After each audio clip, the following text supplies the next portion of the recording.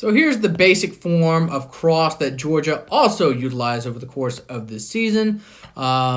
Skip forward a little. So we can see that Florida is in cover 3 with 3 deep defenders and 1, 2, 3, 4 underneath defenders. By itself, we shouldn't necessarily have a winner.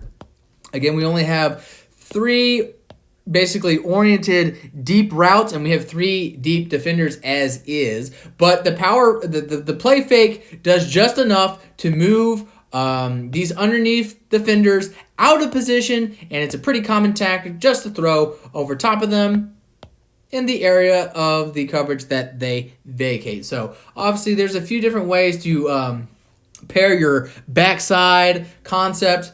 On this one, it looks like Georgia does a slice, a quick out, and a vertical, but you can also see, a slot fade. You can also see that Fox action where he's acting like he's going to block before jetting up the sideline and faking a tunnel screen action. But again, the play fake is what makes this rep work as well as it does. We hold our 3 play side underneath defenders in place, and again, we're just throwing over top. The vertical route to the outside at least holds the deep safety from heading our cross off at the pass. Of course, if this was cover 1, by default with man-on-man, you would have somebody be a default robber, which is meant to obviously shadow and ward off that crosser, but because it is zone, we do not have that, and the play fake moves our guys outside of the spot they're supposed to be dropping to.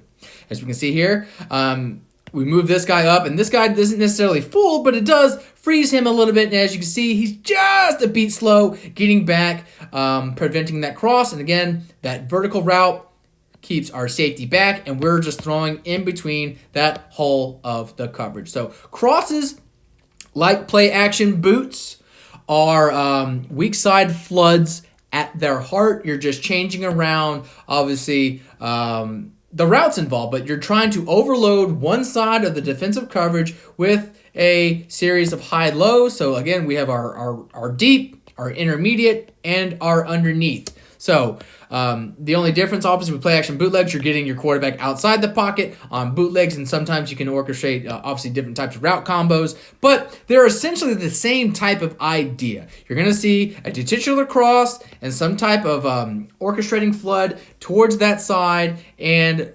again, try and dial up different types of high-lows. But this rep works because the play fake draws our basically half of our 2 of our 4 underneath defenders out of a position, and we just throw over top for an easy catch.